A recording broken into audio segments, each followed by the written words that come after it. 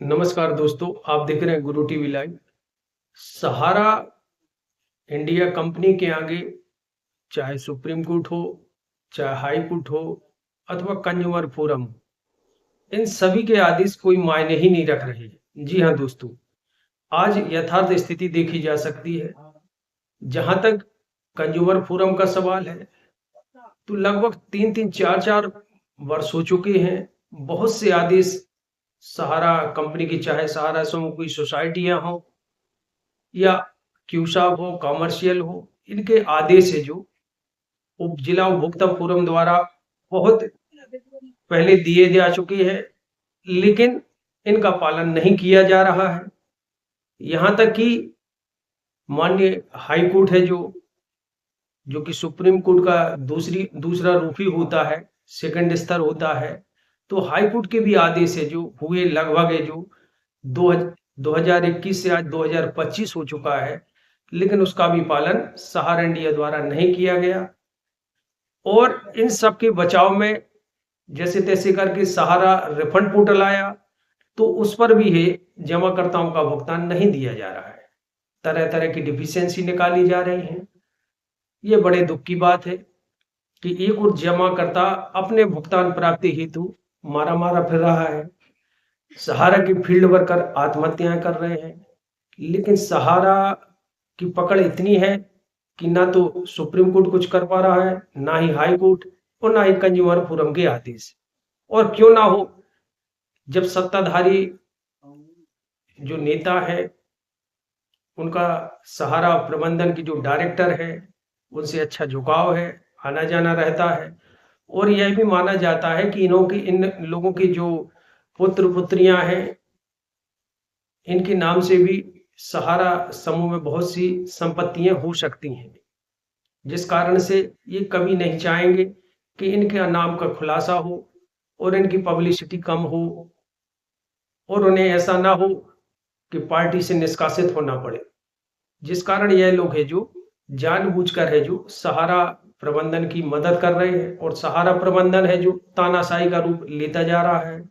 ऐसा लगता है कि 5,000 करोड़ रुपए जो सहारा सीबी खाते से ट्रांसफर हुए हैं, उसके अलावा सहारा के पास कुछ है ही नहीं। इस प्रकार का जानबूझकर है जो इस प्रकार की गतिविधियां निर्मित की जा रही हैं, जबकि सहारा के पास आज भी पर्याप्त है जो प्रॉपर्टी मौजूद है, संपत्ति मौजूद है, जिसे बेचकर है जो भुगतान दिया जा सकता है।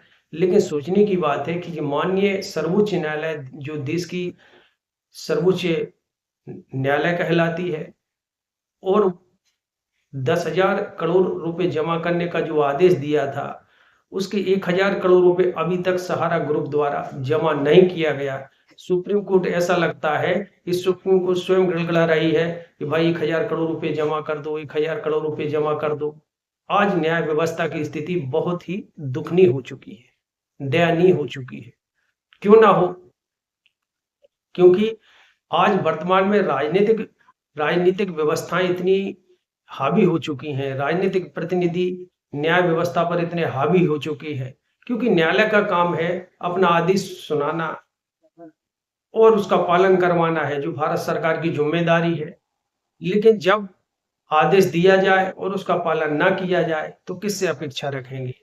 जब चुनाव आता है, तो बड़ी बड़ी बातें की जाती हैं कि हम सहारा रिफंड रिफंड है जो पाई पाई है जो भुगतान दिलाएंगे, और चुनाव के बाद जो मिल रहा था वह भी है जो कम कर देना। इससे साफ नियत स्पष्ट होती है कि सरकार की कथनी और करनी में कितना बड़ा अंतर है।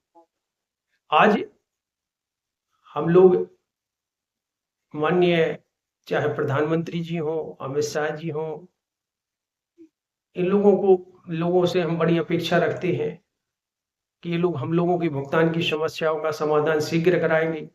लेकिन ऐसा लगता है कि यह मैटर मात्र चुनावी मुद्दा बन चुका है। जी हाँ दोस्तों, जब चुनाव आता है तो इस पर बहुत जोर जोर जोर से बातें की जाती हैं कि हम आपका भुगतान दिलाएंगे, उसके बाद ही जो शांति हो जाती है।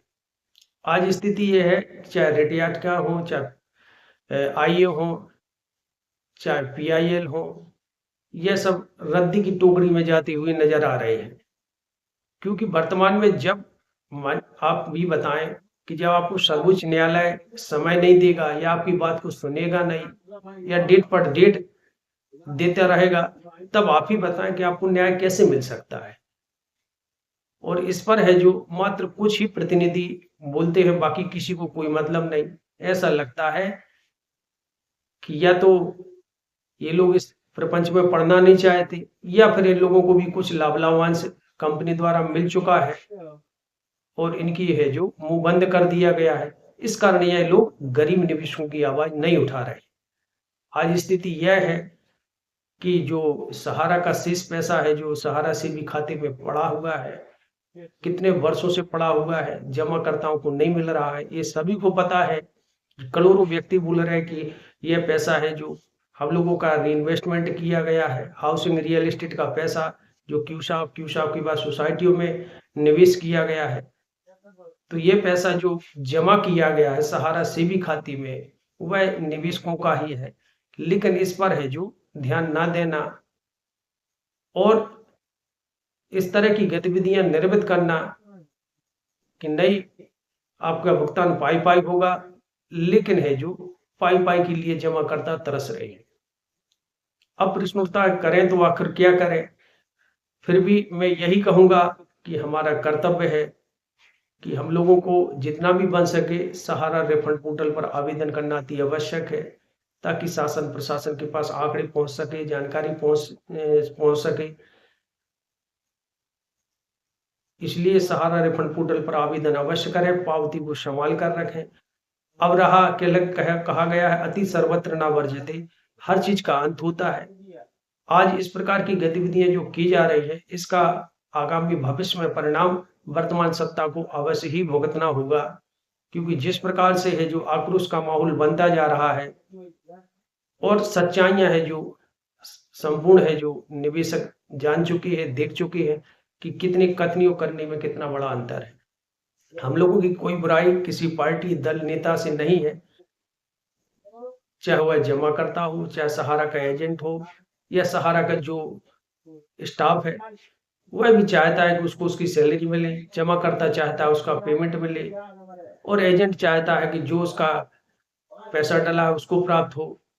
इसके अलावा और किसी की कोई दुश्मनी सहारा प्रबंधन या वर्तमान सरकार से नहीं है और यही अपेक्षा सभी लोग रखते हैं कि भारत सरकार देर ही सही दुरुस्त आए और जमाकर्ताओं का भुगतान शीघ्र दिलाए।